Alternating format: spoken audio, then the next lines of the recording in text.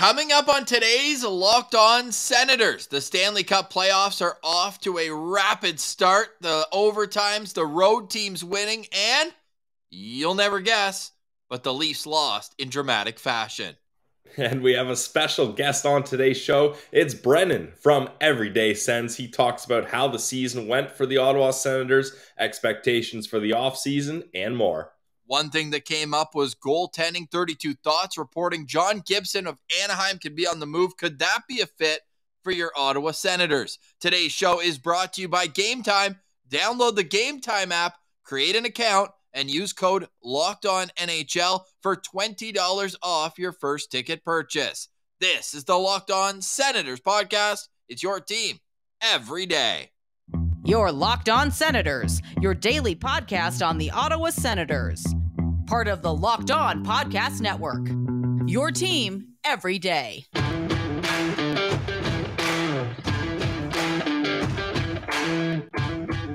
I'm Jake Sanderson, and you're listening to Locked On Senators podcast. I'm Tim Stützle, and you're listening to the Locked On Senators podcast.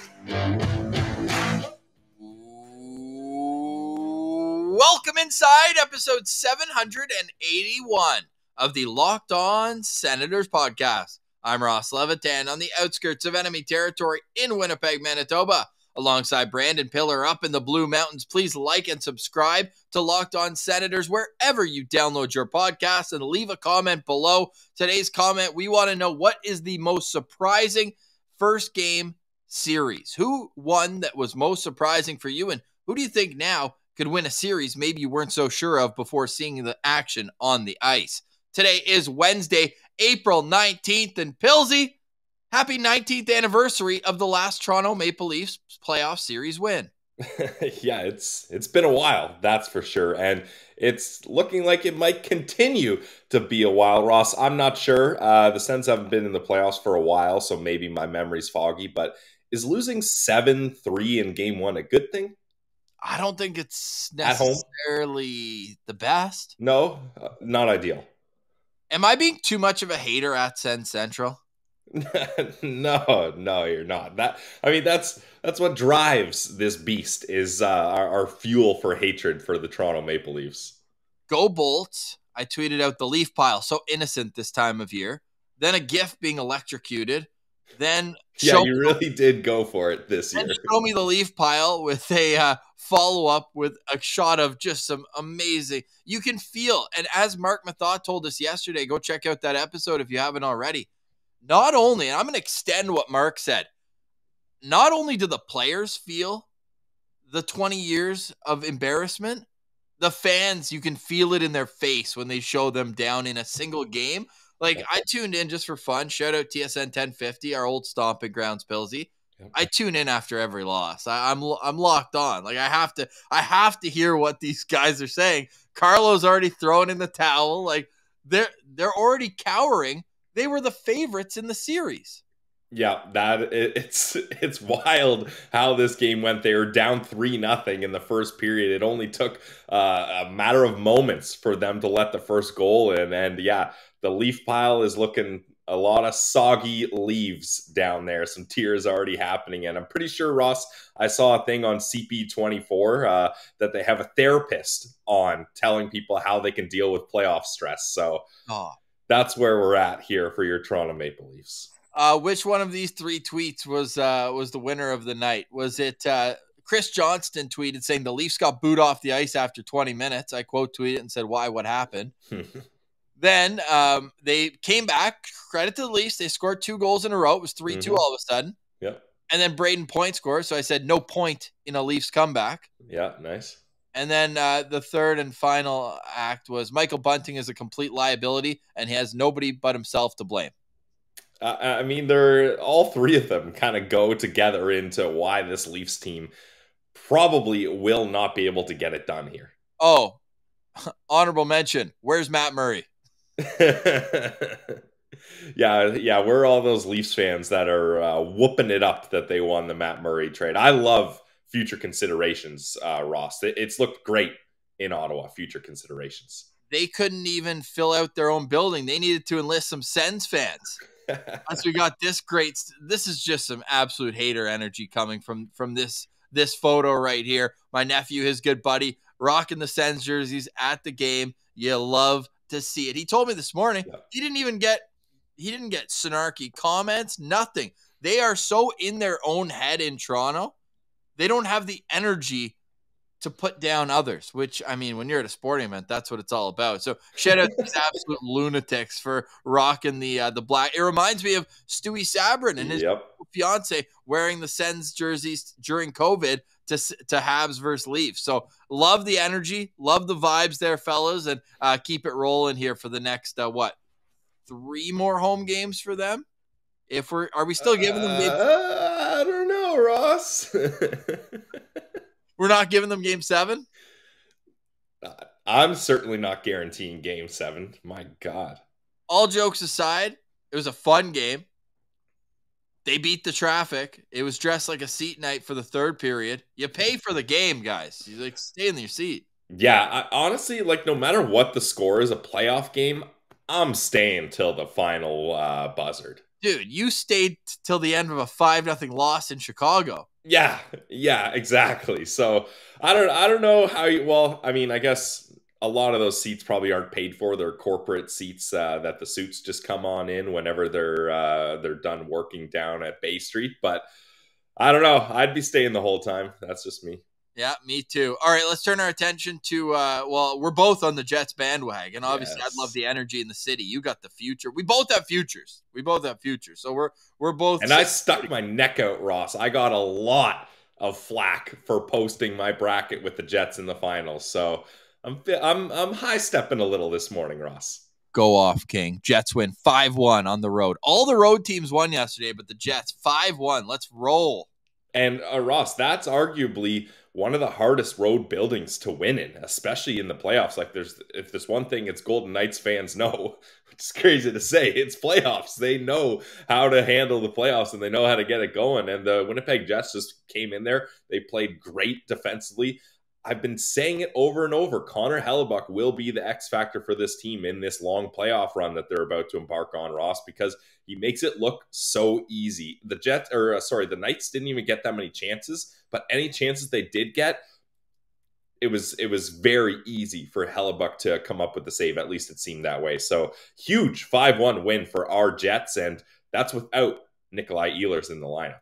Yes, and we'll see whether he plays game 2. We'll see whether Morgan Barron plays game 2. 75 stitches to repair his face after going head first. And there were 3 different scrums like that in front of the Vegas net in the first period. Yeah. This one, unfortunately, Brossois' leg got lifted up, and it was face to skate blade. It was probably almost a good thing that it was a goalie skate because there's a bit less of a curve to it. So it's going to slice maybe a bit less. Maybe it hits more bluntly, but not that it didn't cut.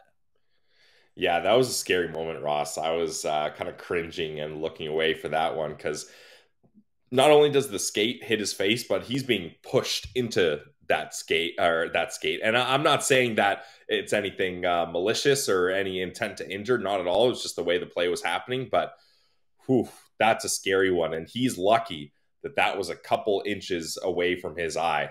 That could have been a serious, serious injury. I mean, 75 stitches to the friggin' face is pretty serious, but you could have been talking about life-changing stuff there if it's a little over.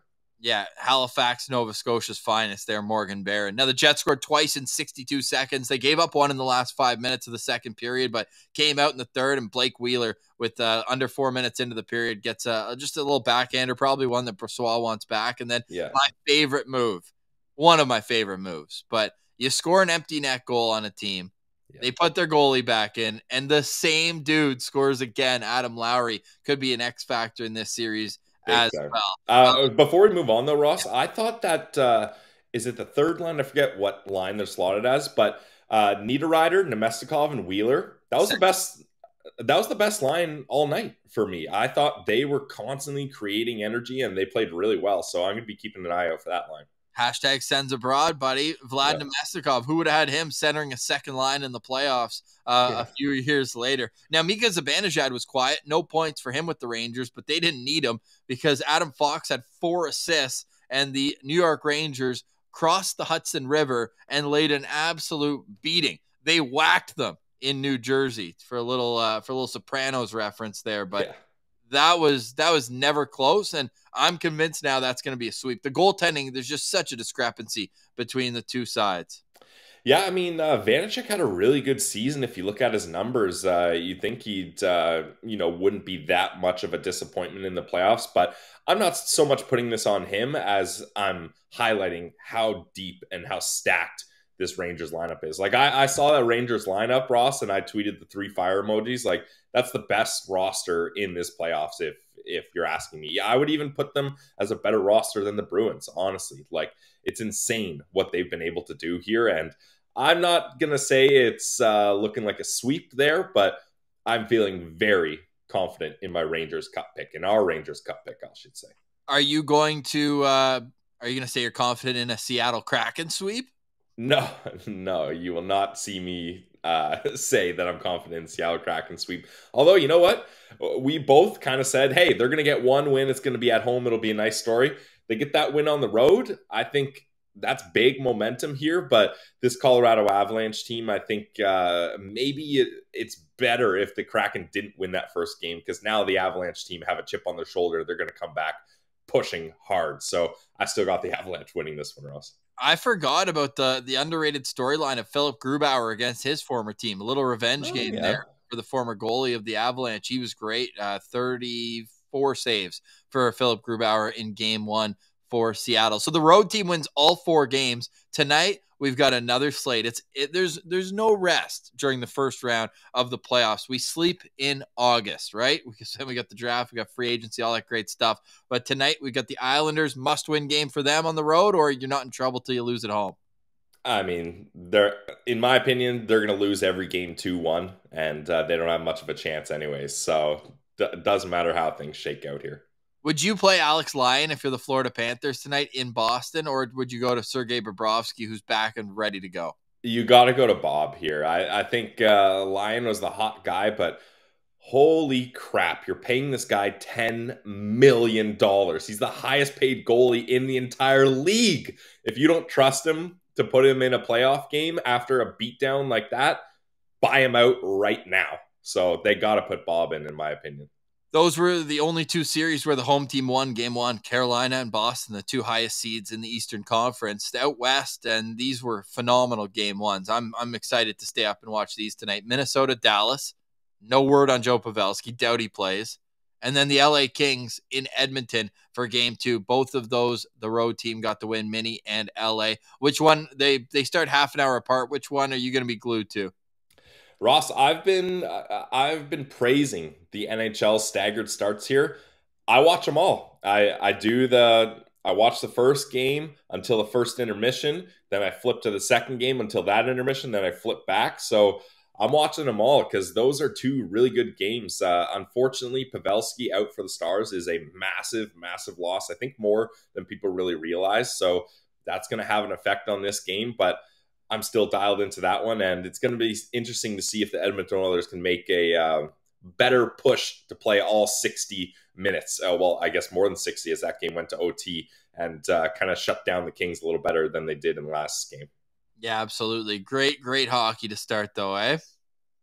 I've said it. I'll say it again. Round 1 is my favorite. Like, Ross, during the season, I pretty much only watch Ottawa Senators games. Like, I'm watching 82 regular season games. It's going to be all Senators. Maybe once in a while, I'll flick on another one and catch a bit of it before I go to bed. But I'm sitting down on my couch from 7 to midnight pretty much every single day for this round 1, and I'm fired up. So good. We'll have more breakdown tomorrow. Tomorrow, we also have David Foote on the show, the Belleville Sens voice. Play-by-play communications with them. Great guy. Can't wait to break down the Belleville Sens season with him. And then on Friday, Ian Mendez will join the show. Again, if you miss any Locked On Senators, we are free and available wherever you get your podcasts. Coming up next, Everyday Sens, the man behind the account on Instagram and on Twitter, friend of the show. Then we'll wrap up with a little goaltending conversation here on a goalie-friendly show. You're listening to Locked On Senators. Today's episode is brought to you by our friends over at Game Time. It's the presenting sponsor of this episode, and for a good reason, because, guys, buying tickets to your favorite sports event shouldn't be stressful. That's where Game Time comes in. It's easy and fast. You can buy tickets for not just sports games, but music. I'm going to a Blink-182 concert in a month. I'm fired up about that. Comedy, theater, whatever you like, they got it with killer deals on last-minute tickets and their best price guarantee. Stop stressing over live events and just focus on having fun. Game Time is the place for last-minute ticket deals. Forget planning months in advance. If you guys are living in the heart of enemy territory, it's a nice day, you want to go see the Blue Jays play, why not make the decision right there? Go to Game Time, get your tickets, head down to the ballpark. Get exclusive flash deals on tickets for football, basketball, hockey, baseball, concerts, comedy, theater, and more. And the Game Time guarantee means you'll always get the best price. If you find the same tickets in the same section and row for less, Game Time will credit you 110% the difference. And you want to know where you're sitting? Game Time always gives you images of your seats before you buy, so you know exactly what to expect. Buy tickets in a matter of seconds. 2 taps, boom, boom, and you're in. You're set. The tickets are sent directly to your phone, so you're not digging through your email. You're not asking your friend to use a printer and then go get them. None of that garbage. So download the Game Time app, create an account, and use code LOCKEDONNHL for $20 off your first purchase. Again, create an account, use code LOCKEDONNHL for $20 off. Download Game Time today. Last-minute tickets, lowest price guaranteed.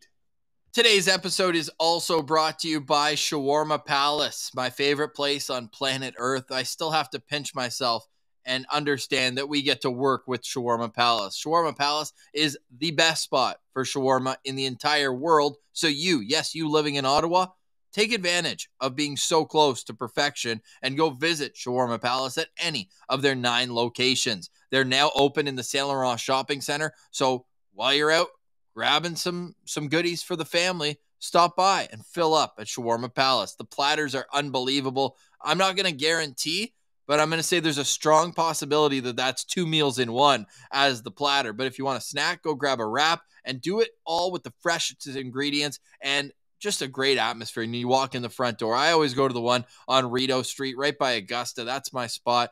And then you can also go to the one on Bank Street if you want. Bank and Hunt Club, Bank and Gladstone, closer to downtown in Orleans. You're never too far away from a Shawarma Palace. So head there today. Eat like a royal at Shawarma Palace, and make sure you let them know that Locked On Senators sent you. If you want to order them online, you can get that delivered through Uber Eats. So eat like a royal today. Eat with Shawarma Palace, Ottawa's best shawarma since 1997.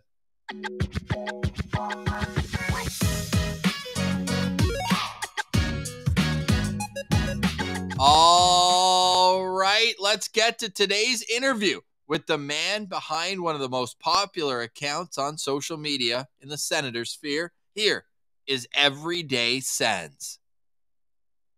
All right, we now welcome a very good friend, special guest back to Locked On Senators. It's Brennan, and you know him online, the man behind EverydaySens on Twitter and everyday.sens on Instagram. Brennan, welcome back to the show. How are you doing today, man?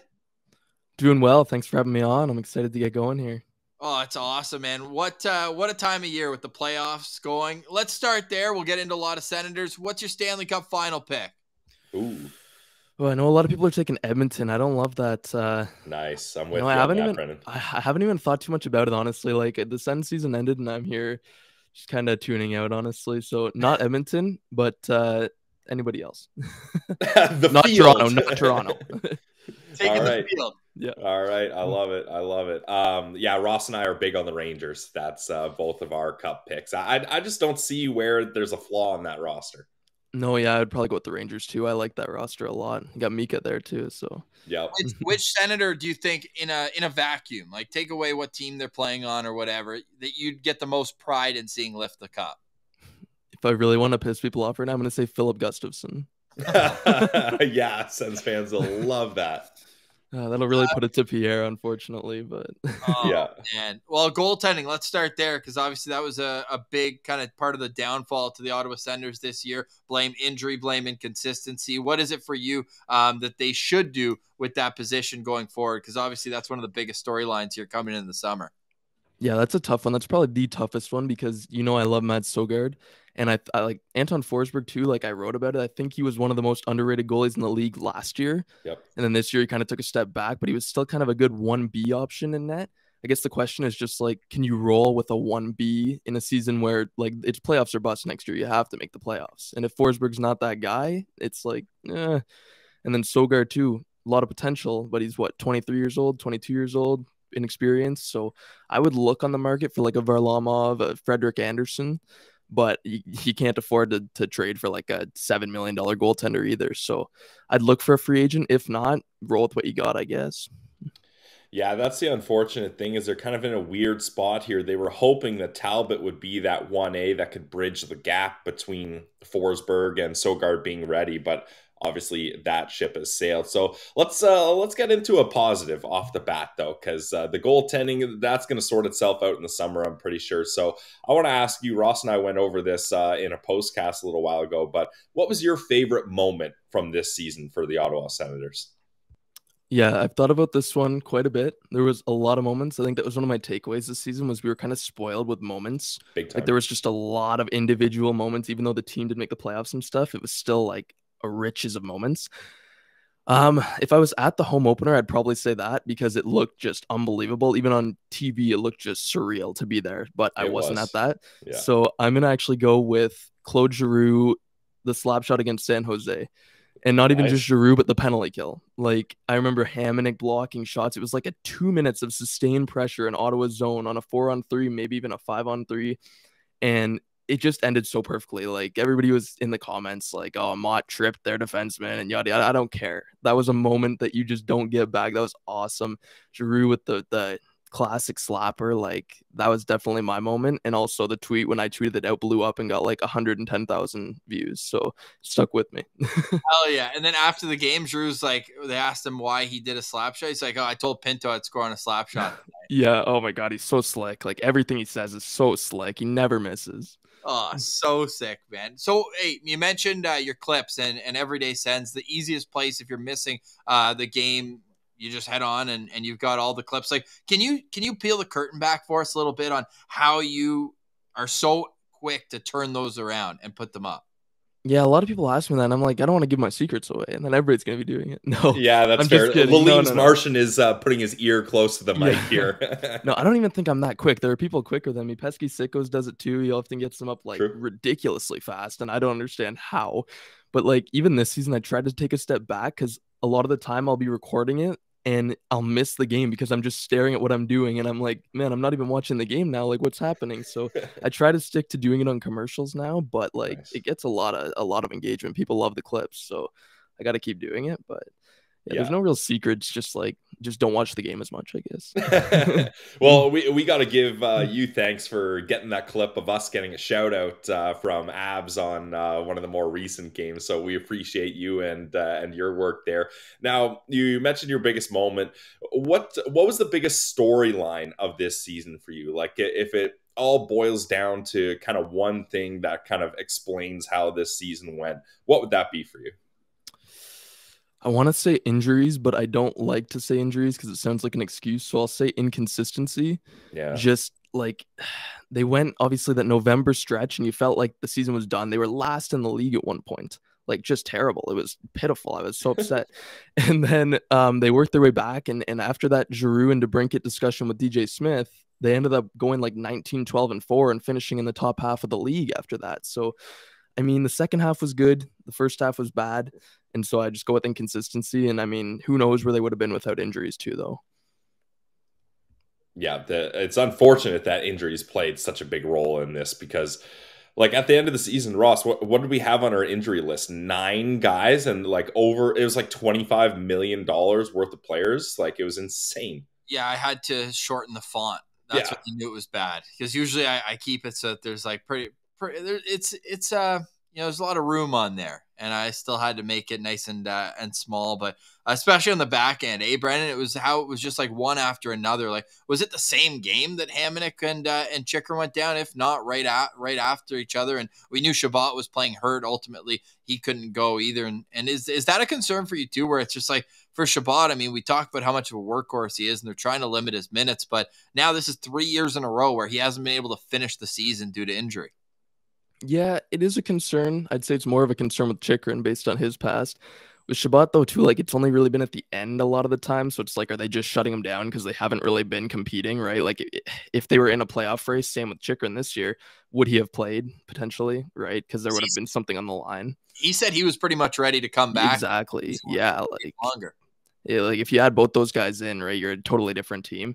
I think, the back end, I think the goalie injuries were just the killer. Like when Forsberg went down with those knees, and then Talbot just all year was out. So that was the real killer. You felt like, oh man, like we need Kevin Mandolese and Mads Sogard and Levi Marilainen just to step up and get us to the playoffs. Like, what are the odds of that? It's like 1 in 100. So yeah, the injuries were probably the most unfortunate part of the season. And I mean, it started with Norris too, right? Like just having Norris would have been a totally different team. So people kind of undervalue that, I think. But I don't know. We talk about it a lot, and it's sort of an excuse, but something you have to live with, I guess. You know what else we talk about a lot, Brennan, and we've kind of been tiptoeing around this conversation, so I'm going to hit it head on with you, and I'm excited to hear your takes on it. Is the Alex DeBrincat storyline here, and I mentioned, or you mentioned rather, with the injuries, like he didn't get to play with his top 6 centermen, and Pinto was probably put in an unfair spot for most of the season, his first full NHL year, but like, the skill is clearly there with Alex DeBrincat. If you were in Pierre Dorian's shoes or the general manager going forward in the summer, how would you approach him and try to convince him that this is the place to be? I'd replace the coaching staff.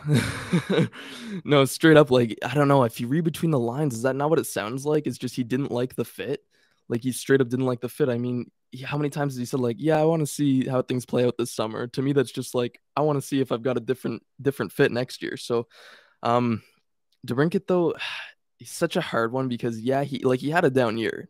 I'll admit he had a down year. I'm just willing to pay him because, like, every other year's been so good. And even this year was almost a 70-point season, 30 goals, 70-point season. So, like, a down year, sure, but he's still a valuable player.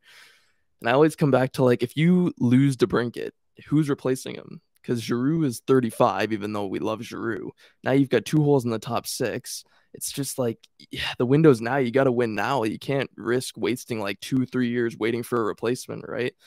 As for the money, I mean, people always talk about, well, he's not worth Tim or Brady's money, right? He's got to get less than that. And I agree. I do agree he's worth less. But like, if you have to pay him $8.5 million a year, which is more than Tim and Brady, like, I'd pay him that if it means not losing him. I don't care about the ego of like, oh, we're paying him more than Tim and Brady. Who cares? As long as you can fit everybody else under, which I went in and did a deep dive on it, you can. As long as they're like not signing ridiculous contracts elsewhere, like just sign him. Just sign him. Unless this guy's asking for $10 million or $11 million, I would sign him. Yeah, and that's the thing. You gave up. Everyone kind of said it was a steal of a deal, but you still gave up a lot of assets to acquire him. So to have him only for this year and then the qualifying year, that hurts. That hurts for sure. So that's something that this offseason, again, the goaltending and Alex DeBrincat, those are the 2 offseason topics that we're going to be talking about for weeks to come here. But let's get back to what happened this season. And I want to get your opinion on which player on this team you thought grew the most during the season.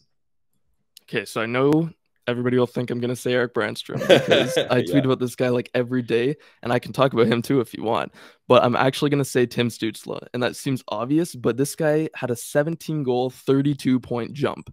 He's a 21-year-old, and he was supposed to be the second-line center. Like, he was supposed to be behind Norris, getting better matchups and like not having to worry so much about that. Instead, he's out here. He played, so he averaged the most ice time among Ottawa forwards. And then he was more than a minute over the next forward at 5v5. So this guy was out there constantly, like, just playing against the opposition's best. I mean, teams were matching up against him, like, with the goal of shutting down Tim Stützle. And he still was producing at such a ridiculous rate. Like, go to his game log and look at how consistent he was. It's disgusting. So I'm going to go with Tim just for the simple fact that jump at 21 and in a role where he wasn't even expected to start, facing, like, just a ton of challenges and obstacles, he still managed to produce like that. And Brady obviously helped him with that too, but even Brady's only 23 years old. So it's like, these guys are so young and doing so much at that age. It's unbelievable. So follow up on that, going into training camp next season, I know we're kind of jumping back and forth, but it's that time of year where you look back, but also forward. they pretty much had Josh Norris and Brady Tkachuk tied at the hip over the first 2 seasons. I'm not sure if everyone knows, but they're best friends. But all jokes aside, like going into next season, like is it Brady Tkachuk, Tim Stützle tied at the hip now, or if you have a healthy Norris, do you keep that combo that's proven effective in the past together? Yeah, that's really hard because like last year, Tkachuk, Norris, and Batherson did really well, and Batherson obviously took a step back this year, so you kind of want to find that chemistry again. So like I'd want to try that again. The other thing is going back to DeBrincat, like I need to see DeBrincat play with Stützle. I need it because I was so excited about this entering the year, and they just didn't do it because he and Brady worked so well together, Tim and Brady, which is fair. But like if you want to get DeBrincat back on track, do you play him with Tim? I mean, who else is going to be a Patrick Kane type to him, right? Like I thought about this a lot. If you had DeBrincat in Tkachuk's spot this season, all season, playing with Tim Stützle and Claude Giroux primarily, does he not put up around the same production as Tkachuk did? Like we're talking about around 10 more points, like 12, 13 more points, a few more goals. Well, maybe not as many goals, but close to it. It'd be close. It would be close. So yeah, back to your question. I mean, I would probably like I'd be down to mix the lines up a little bit. I wouldn't necessarily tie Tkachuk and Stützle at the hip. I think you just need to find what works in that top 6, and you got to do it quick too.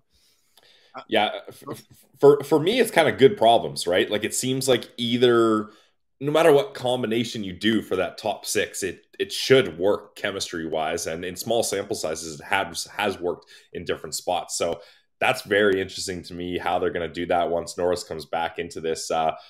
My next question, not really a question, but you alluded to it, Erik Brannstrom.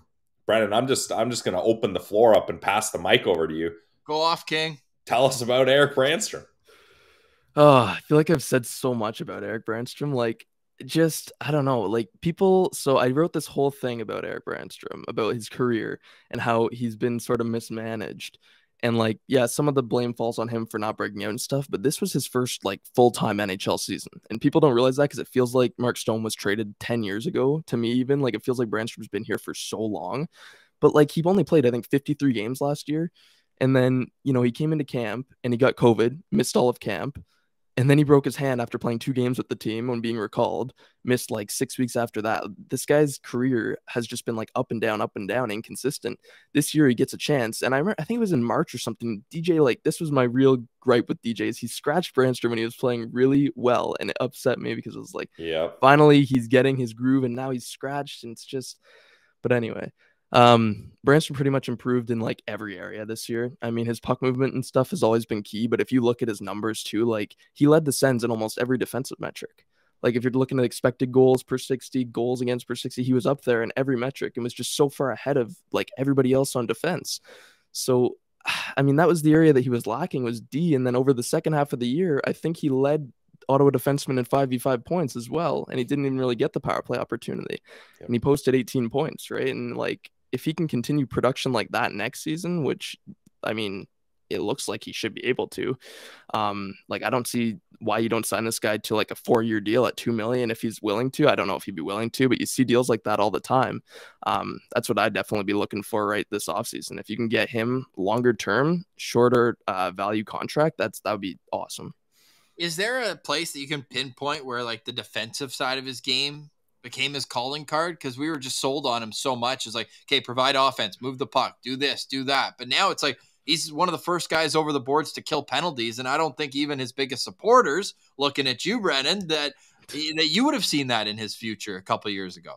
No, definitely not. I mean, I don't even know why his defensive game has come the way that it has. Maybe it's just being in that bottom pairing role. Like it's just been like in practice and stuff. He's not in that role where it's like, yeah, jump into the play constantly and try and produce points and stuff. He's had to kind of focus on the defensive side of things just because of the role he's been in. And he'll have to continue doing that with the addition of Chychrun. So I would guess just like the way they've used him, he's kind of adapted. Penalty killing, no idea. He's just been thrown out into the fire, I guess, and adapted to it. Like it should be noted too, he's not starting in like the worst situations defensively. He started in a lot of offensive situations as well, like shifts and stuff. But pinpointing it's tough. I think just the situation he's been thrown into, he's adapted to it and practiced it.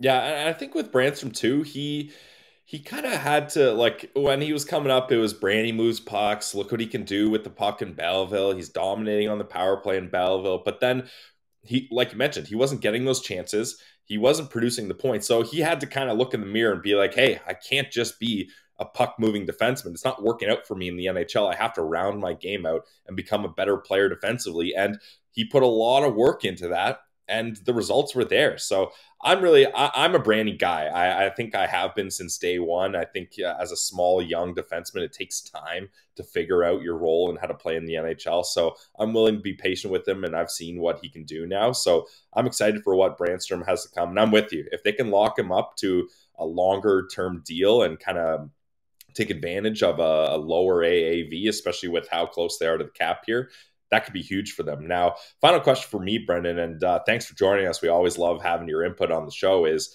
we talked about the goaltending.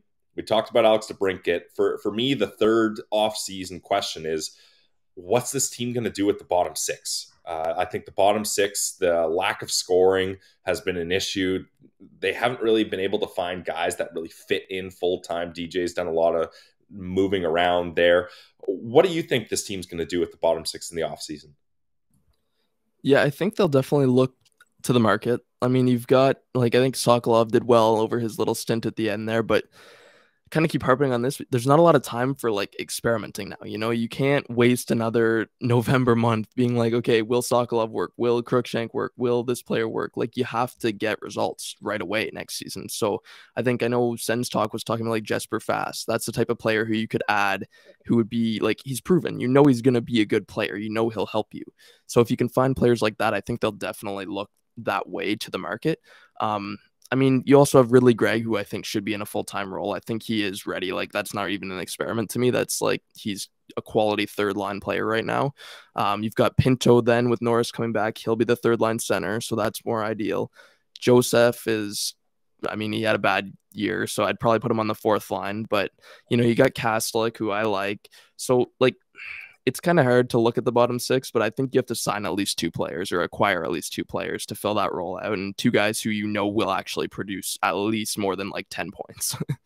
Yeah, like the Austin Watson special. And it's just kind of like insanity. It's just bringing the same guys back over and over again. I know they said the door isn't completely closed on Watson, but to me, it's like, hey, this is an easy change to make, even if it's just for the sake of change, where it's like, we need everyone to understand the importance of next year. Now, Brennan, I want to kind of ask you this retroactively, maybe the prospect that you thought grew the most this year. I know you mentioned Sokolov a little bit at the end of the season, but is it Ridley Gregg? Is it another guy, maybe Tyler Clevin, who came in at the end of the year, or even Matt Sogard, who got 19 games? I still can't believe that he played one less game than David Riddick, who was the backup in Winnipeg all year.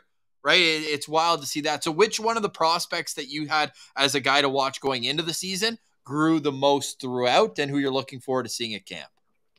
Yeah, I'd say Sogard probably takes number one on the list just because he was thrown in and like he had to just get that experience. And I think if he does earn the backup role next year, like the 19 games this year are going to be huge for him, just because like you can learn so much in every game, especially as a goalie, right? So I think you put him number one, but Clevin is a great one as well because he was excellent. Like I could not believe how good he was at the NHL level with his decision making and stuff. Like, he should push for a spot next year. He probably won't get it, but he very well could serve it, I think.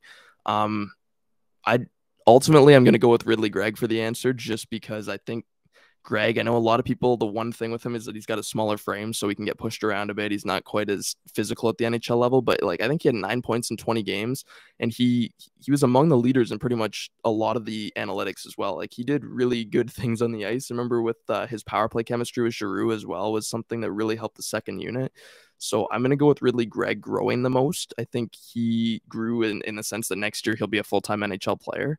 But yeah, Sogard and Clevin are two big ones. Sokolov, even Crookshank look good, Gerventi, but they're all guys to watch. Again, it's just so hard now because there's no more time to waste. Like, these guys either have to make the jump or they don't, you know, like you need guys on ELCs, but like the team has to start winning. So yeah, for your answer though, Greg. When did you start Everyday Sens? 2017 on Instagram. So right around the time, like the last playoff run. Yeah, I started after that because I was really happy about that run, and then we fell into a pit for the next 6 years, so that's been good. Whoops. Yeah, it's been the same. We're the same. This is yeah. episode 781 with Locked On Senators. Never covered a playoff game, and now you're going on over 1,300 posts on Instagram alone, and we need playoffs. So I'm glad that the theme of all this is no more excuses. It's time to take that next step, be a playoff team next year, or else just blow the whole thing up, eh? Absolutely. And it's actually more than 1,300, it's about double that, because my one account got deleted on Instagram. So this is just the second account with that many posts. Yeah. But no, but I'm not bitter about it. It's been a good rebuild. We've had a lot of fun. There's been a lot of positives, but I was really hoping for the playoffs this year, just because, oh my God, like that would be insane to cover playoff games with this stuff. But next year, man, like next year they better make it. That's all I can say. 100%. And for more in-depth analysis over the summer, you can get a subscription on EverydaySens.com. You can follow Brennan's work on Instagram, everyday.sens, and on Twitter, EverydaySens. Brennan, let's do this again around the draft, and let's regroup and see what the year could hold next. But really appreciate all your insight, and thanks for all the great work that you do for the community. Yeah, I appreciate you guys having me on. Right back at you with that, too. You guys have been phenomenal with the content, so keep it up, boys. Stick taps to Brennan for joining us. Really fun conversation with him, and make sure you're following him on social media. Everyday.sens on Instagram and EverydaySens on Twitter. All right, Pilsy, goaltending. We're going to be talking about it a lot until Pierre Dorion or the Senators organization makes some sort of move, unless they plan on going into next season with Anton Forsberg, who hasn't played since early February, 2 torn MCLs, and a goalie with 21 total games of NHL experience, an up and down, a 22-year-old whose development you don't want to ruin by putting him up too fast. So I think you and I are both on the same page that a goalie should be acquired externally to come in and help out at the NHL level. But could that be John Gibson, who was once considered one of the best goalies in the league? He's kind of been rotting away, dare I say, in Anaheim with a pretty poor team in front of him. I believe he faced an NHL record in amount of shots on goal this year. He's a workhorse, but could he be a fit in Ottawa? Yeah, so this is something that Elliot Friedman kind of talked about on 32 Thoughts, the podcast, and I think a lot of Sens fans have been mixing this up, seeing what people think on Twitter, and it's certainly interesting, Ross, because it's a little different than what the Sens have done recently. The Matt Murray one, that's a guy with a lot of pedigree. He won 2 cups at a young age, but injury struggles, and was coming off 1 or even 2 bad years. And Pittsburgh was just trying to get rid of him. So that didn't really make sense. Cam Talbot, that was a 1-year thing. It wasn't a long-term one, and he was on the wrong side of 30. Whereas John Gibson is 29. He's got a contract for the next 4 years. He's proven that he can dominate in the playoffs. But his last, I'm looking at it here, and you mentioned he's been rotting away in Anaheim, but his last even like 5 seasons have not been very good. Mind you, that's a bad team. So you got to ask yourself, are you willing to bet on the fact that John Gibson can have a bounce back with a better team? And I believe he's one of those guys, and Elliot kind of talked about this, that he needs the fire of trying to win. Like, he can't be in a rebuilding spot and perform at his best. He's a competitive guy. He needs to feel like this team has a chance to win. And I think he can really turn things to another level. For me, though, it's a no, just because that $6.4 million, unless Anaheim's going to retain some salary, which on a 4 years left, I doubt is going to happen, or you're going to have to pay a lot more. I don't think it's going to work. And it's important to note, I'm not sure where Gibson stands on this, but he does have a 10-team no trade list, no movement clause. So not sure if Ottawa would be on that list or not. And he lives in Newport Beach, right? California, where it's 75 and sunny every day. Yeah, well, I mean, if you look at Sean Simpson's Twitter, sometimes you can get pictures of the Ottawa River that look like Newport Beach, right? Well, if you're watching on YouTube and like, what are all these numbers? This is most saves since 2017-18. So basically, when the Sens rebuild started. Look who's at the top. Look at Hellebuck, though. 1,000 more saves than John Gibson. This is what I've been saying. It's what I've been saying. But you look at the company he keeps. Obviously, he's a guy who plays a lot. With it goes Hellebuck 1, Vasilevsky 2, Gibson 3, Markstrom 4, Bobrovsky 5, Freddie Anderson in number 6 position here. But so he's a guy who, even though I think he's 29 right now, like he's 29. Just kind of entering his prime. he's also a guy who's faced way more rubber than a lot of goalies at his age. So to me, it's a no. Also, I don't want to get my hopes up if it were to happen, because he ain't coming to Ottawa. Like, this is the guy who, I believe he's from Pittsburgh. I think, like, that's, if he's going to move, like, Yeah. you want to give Crosby a little breath of fresh air and be like, hey, look, I know we just fired everybody for you. And yes, he's from Pittsburgh, John Gibson. I think that's just a match made in heaven, because they have Tristan Jarry as a pending free agent right now. Let him walk. Yeah. Bring in Anaheim. They've had some dealings recently too. I don't know if it was after Pat Verbeek took over with the Ducks, but the Ricard Raquel trade, obviously they've got a history there. And I think that it would be a perfect fit for him in Pittsburgh. So I don't want to get my hopes up here, but that's the type of kind of 1A goalie, a guy who can be kind of a workhorse. I get that the NHL is moving a bit to tandems, Billsy, but I still think that you look at these teams that are just getting into the playoffs, a lot of them outside of Florida, really goaltending has been able to push them over that. When you look at the Islanders and Winnipeg in particular, the Jets, great team, but didn't play well down the stretch. You need a really good goalie. And can Anton Forsberg be that? Maybe. But you can't bet on a guy who's coming back from that major of an injury. You have to have an insurance policy here. Yeah, in my mind, if Anton Forsberg is your number one option, whether it's a 1A or a starter, you're not ready to compete for the playoffs. And that's not a knock on Forsberg. It's just a matter of fact, and I think he's a 1B goalie. And I think this team doesn't need a bona fide number one guy like I think Gibson is.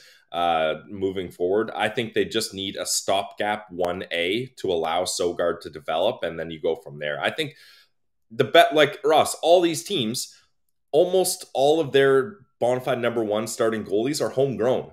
What you want is to draft and develop a goalie that can be your number one guy, because they cost too much to try to get on your own, and goalies are voodoo. Like Matt Murray, maybe Dorian thought, hey, this is a guy we can bring in, he can work for us, but you never know. I think you want a goalie that you've worked with, you've invested in, and you know exactly what he's all about. So I want to pave the way for Sogard to be that guy. Can he be that guy? I believe he can. It remains to be seen. He's got a couple years until that's really a factor. But I don't think pushing all your chips in to try to acquire someone with a lot of money and that hasn't had good years, regardless of whether they've been on a good team or not, is the move to do right now. Yeah, I think that's fair. We'll have plenty of time. Let us know in the comments who's a goalie they should target, because if you look at the free agent market right now, not a whole lot out there. Like Semyon Varlamov, Frederik Andersen, Tristan Jarry, who, I mean, you stay away from him. No, yeah. Talk to Penguins fans. But for guys with save percentage this year, the highest one is Laurent Brossoit, right? Like, that's kind of the quality you're looking at. I mean, Jonas Korpisalo's there. I'd be shocked if he doesn't end up re-signing. Oh, yeah. With the LA Kings. He'd be a guy I'd be super interested in getting to Ottawa. But beyond that, like, you're not looking at guys who are the cream of the crop. It's not like there's that star quality in this year's free agent crop. So when you look at it might have to come through trade, and that's where a guy like Gibson's name would come up, and other guys. So let's see what happens throughout the postseason. Let's see what happens into the off season. But they have to address their goaltending, because next year matters, and next year you can't have a save percentage near the bottom of the league. You just simply cannot, or else heads are going to roll, man, and people are going to start getting frustrated. And I think that's going to continue into the locker room as well, because they felt like, hey, we've been building. Now we're ready, but now we can't get a save. Like, come on. So yeah, it's tough. And Dorian didn't make a lot of bold proclamations in his last presser, Ross, but one bold thing he did say is we're expecting and we're going to aim to be in the top 10 in save percentage next season. So that makes me think he's going to go kind of big game hunting, or at least put a lot of concentration calories into getting a new goalie. All right, buckle up. All things to come in the offseason. Starting next week, we will begin our exit interviews, where we'll go through player by player on the roster, how we thought they did, what expectations are, should they be brought back in certain situations or used as trade bait. And then after that, the draft coming up with our rankings, of course, and we'll get some experts on. We'll discuss that, the draft at the end of June. So plenty of time to enjoy the playoffs right now and enjoy some interviews for you for the rest of the week. But for today, we say goodbye, unless, Pilsy, you got any final thoughts? No, just final thoughts for me is just soak in these playoffs. Like, if you're a hockey fan, it doesn't get better than this. Just enjoy it, and we'll see how these Toronto Maple Leafs do. All right, so I'm not being too much of a hater. No, well, I mean, I think a Leafs fan would have a different argument, but it's fun. It's the playoffs. Yeah, I love when the responses that I'll often get is like, "Where's your team?" When I was like, "Where's Matt Murray?" He's like, "Maybe the Canadian Tire." Somebody said maybe the Canadian Tire Center parking lot because there's lots of space there. Okay, dude. I'll reiterate this in case somebody is following along at Sens Central and they're like this one guy who follows us is a huge Leaf fan and he just chirps us every time I tweet. It's like he's following us just to chirp. But just remember, that's what we're doing too. So when you come to our account and chirp us for time at the Leafs, you, by association, are fueling me to do it more and more. So keep it coming. This is what it's about being a sports fan. Yeah. As fun it is to cheer on your own team, I was like literally nervous before last night's game. I am like full on Lightning bandwagon, round one. Yeah, FanDuel helps as well. But like cheering against teams, like that's the beauty of sport. Yeah, that's what it's all about. Or maybe I'm just a hater. It is what it is. But for today, we say goodbye. I hope you enjoyed our chat with Brennan. Go follow him, EverydaySens. For Brandon Piller, I'm Ross Levitan. This has been the Locked On Senators podcast. Your team every day.